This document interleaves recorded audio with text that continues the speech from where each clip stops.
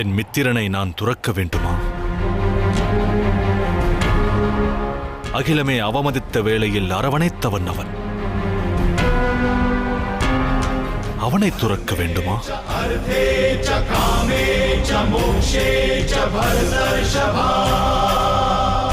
செஞ்சோற்று கடன் மறந்து உதவியவனை நான் உதறினால் அச்செயல் தமக்கு பெருமை சேர்க்குமா? துரியோதனன் அதர்மம் புரிபவனாவான். அதர்மியின் தரப்பை நாடுவதேன் மகனே? ஏனெனில் கர்ணனின் வாழ்வில் பெரும் தர்மத்தை ஆற்றியவன் அவன்.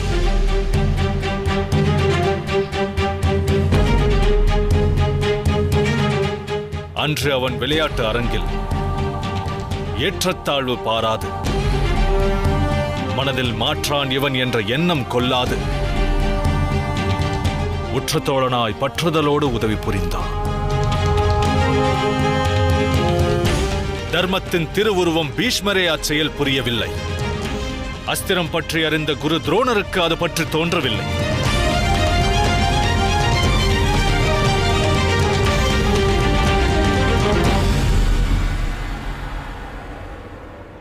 அவனியில் நான் அவதரிக்க காரணமான என் தாயும் அரவணைப்பதற்கு அன்று முன்வரவில்லை.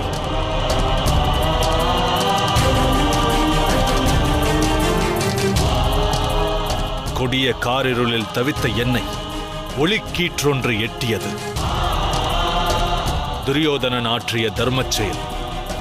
அச்செயலுக்காக இந்த ஜென்மத்தையே நான் அர்ப்பணித்தேன். கர்ணனின் கணைகள் என்றும் யுவராஜன் துரியோதனனுக்கே துணை நிற்கும் ராஜமாதா.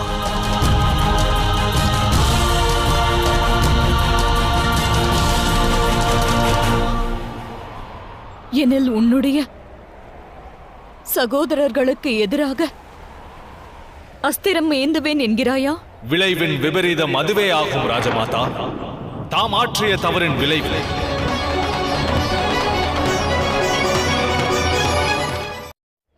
நான் என்னையே துரியோதனனுக்கு சமர்ப்பிக்கும் முன் தாம் ஏன் என்னை ஸ்வீகரிக்கவில்லை தாயே?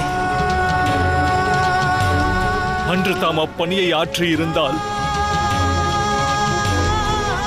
இன்று நான் தம்முடைய புதல்வன் ஆகியிருப்பேன்.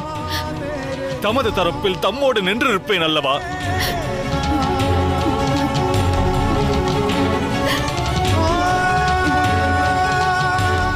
அதற்கு வழி இல்லை.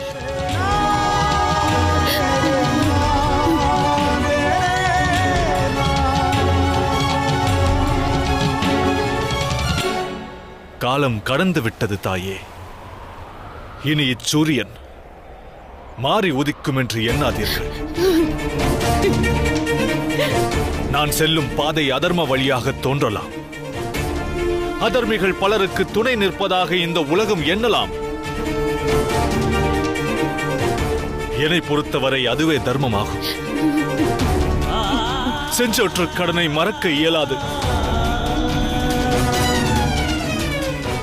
துரியோதனனை துறக்க இயலாது. அன்று மித்திரனுக்கு அளித்த வாக்கை உடைக்க இயலாது. இதுவே விதியின் விளையாட்டு என்று தோன்றுகிறது.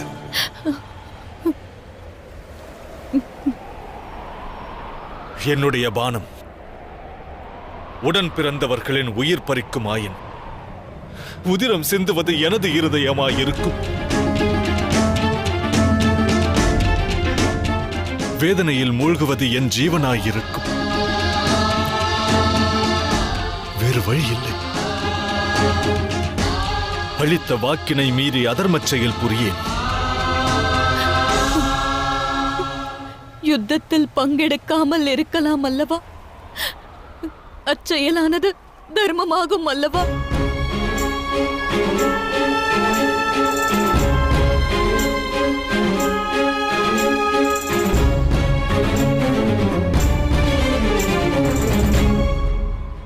விஷாலி தம்மிடம் ஒன்றை வினவச் சொன்னாள் ராஜமாதா.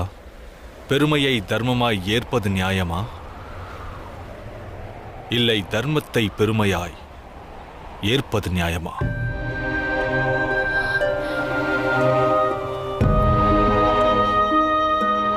தர்மத்தை பெருமையாய் ஏற்பதே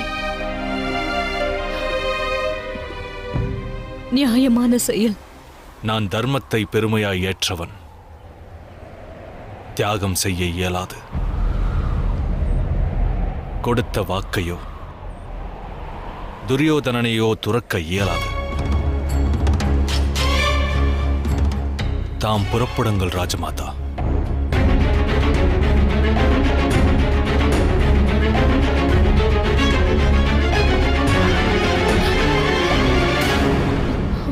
வாழ்வனைத்தும் தாம் மௌனம் சாதித்து வாழ்வினில் எனக்கு வேதனையை பரிசளித்தீர்கள்.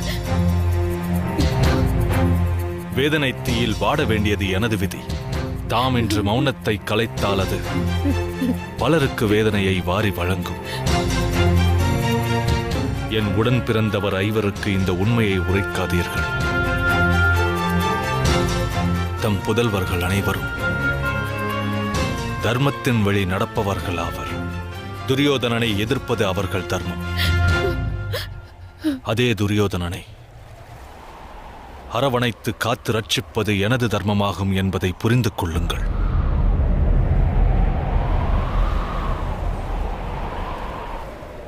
யுத்தம் நடக்கட்டும் மாதா. தயை கூர்ந்து என் நிலை பற்றி எவருக்கும் எடுத்துரைக்காதீர்கள். அறியாமல் இருப்பதே ஐவருக்கும் சுகம். கர்ணன் பாண்டவருக்கு மூத்தவனாய் இருந்தாலும் தேரோட்டி மகனாய் வாழ்வதே தர்மம்.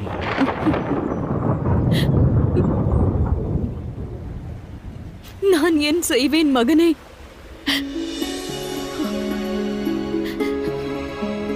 நான் ஈன்ற புத்திரர்கள்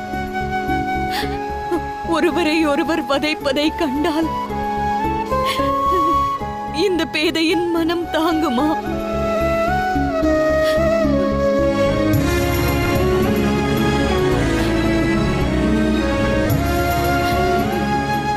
அன்று நான் ஆற்றிய தவறின் விளைவானது இவ்வளவு கொடுமையானதா? எவ்வகையில் இச்செயல் நியாயமாகும்? இதற்கு பிராயச்சித்தம் கிடையாதா? இப்பேதைக்கும் மன்னிப்பு கிடையாதா? பல ஆண்டு கால வேதனைக்கு பிராயச்சித்தம் கிடையாதா மகனே?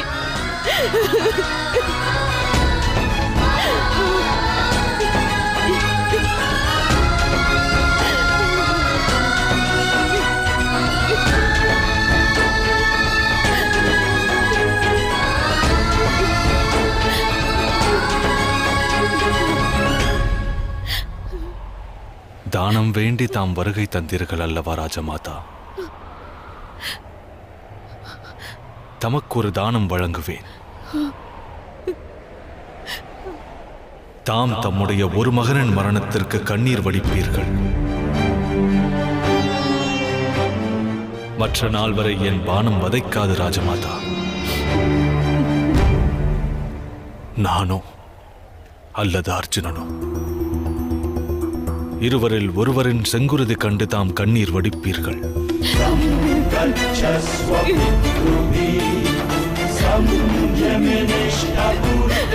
அர்ஜுனன் சரத்திற்கு நான் மடிந்தால் பாண்டவர் ஐவரும் ஜீவித்திருப்பார்கள். ஒருவேளை எனது சரம் அர்ஜுனன் சிரம் பறித்தால் அப்போதும் தமக்கு 5 புதல்வர்கள் மிஞ்சுவர். ஏனெனில் அப்போது தம்மை அன்னையாக ஏற்று அரவணைப்பேன்.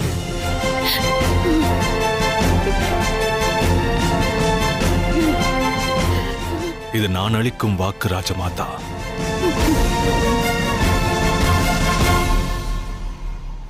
இதுவே நான் வழங்கும் தானம்.